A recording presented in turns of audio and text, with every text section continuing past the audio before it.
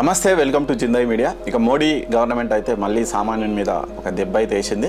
Gas cylinder rate పెంచింది, దాంతోపాటు petrol diesel ధరలు ట్యాక్సులు పెంచింది. కాకపోతే పెట్రోల్ డీజిల్ రేట్లు మన మీద అయితే పడదు. ఆ వారం పెంచినటువంటి ఎక్సైజ్ ట్యాక్స్ ఏదైతే ఉందో ₹2 అది ఆయిల్ కంపెనీలో భరించాలని చెప్పింది. కాబట్టి పెట్రోల్ డీజిల్ రేట్లు అయితే పెరగట్లేదు, ఎంత ఉన్నాయో అంతే ఉన్నాయి. కాకపోతే పెట్రోల్ డీజిల్ రేట్లు నిజానికి యాక్చువల్ తగ్గించాలి, ఎందుకంటే అంతర్జాతీయంగా ముడి చమురు ధరలు తగ్గినాయి. దాని బెనిఫిట్ మనకు రావాలి, కానీ అది ఇవ్వట్లేదు. ఆ వచ్చినటువంటి ఆ ₹2 ₹3 మళ్ళీ గవర్నమెంట్కి వెళ్ళిపోతున్నాయి. ఈ ట్యాక్స్ పెంచడం వల్ల అవి మనకు కావాల్సినటువంటి లాభం గవర్నమెంటే తీసుకుంటుంది. గ్యాస్ సిలిండర్ మీద మాత్రం మరి అనూహ్యంగా రేటు పెంచింది.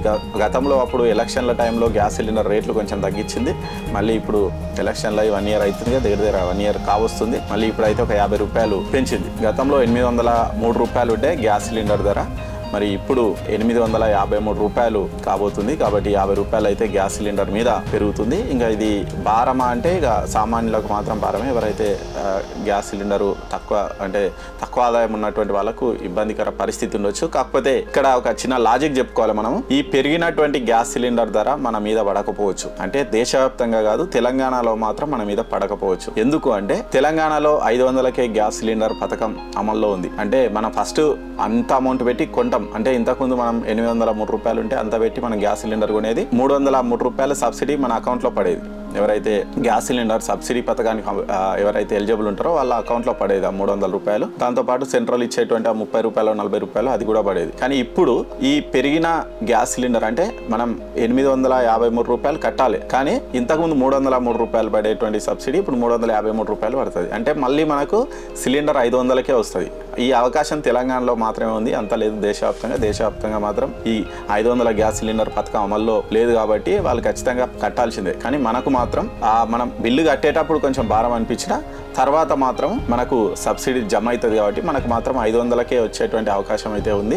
ఓవరాల్ గా ఇది ఎవరికి భారం అవుతుంది? ₹50 పెంచిన భారం అంటే మళ్ళీ రేవంత్ రెడ్డి సర్కార్కే భారం అవుతుంది. ఇప్పటికే రేవంత్ రెడ్డి సర్కారు రకరకాల పథకాలు దానికి దీనికి అప్పులు చేసి మన భూములు అమ్మి అక్కడ అమ్మనికి పోయి ఏమేమి అవుతుందో చూస్తున్నాము. అంత బదలాం అవుతుంది. ఎక్కడ అమ్మనికే పోతే ఏమీ లేదు, కనీసం అప్పులు ఉడతలేవు, RBI అప్పులు ఇస్తలేదు. ఇక రకరకాల సమస్యలు ఉంది. ఉక్కిరి బుక్కిరి అవుతున్నటువంటి రేవంత్ రెడ్డి సర్కార్కు ఇది ఇక మళ్ళీ ఇంకో దెబ్బ అనే చెప్పుకోవచ్చు. ఎందుకంటే ఇక మళ్ళీ పెంచిన ₹50 కూడా వీళ్ళే కట్టాలి. ఎన్ని గ్యాస్ సిలిండర్లు తీసుకుంటే అన్ని ₹50 ఎక్స్ట్రా వీళ్ళు కట్టాలి. కాబట్టి వాళ్ళకైతే ఖచ్చితంగా ఇబ్బందికర పరిస్థితి. కాకపోతే సామాన్య జనానికి ఎవరైతే రాయితీ మీద 500కే గ్యాస్ సిలిండర్ ఎవరైతే పొందుతున్నారో వాళ్ళకి మాత్రం ఇది భారం కాదు.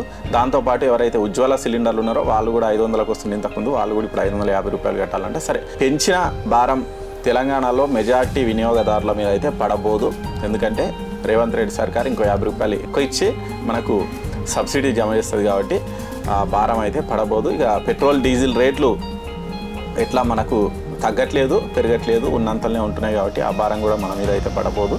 సరే, ఓవరాల్గా అయితే మోడీ వేసిన దెబ్బ తెలంగాణలో మెజార్టీ వాళ్ళకైతే తగలట్లేదు. అది ఓవరాల్గా మీకు చెప్పాలనుకున్నాను.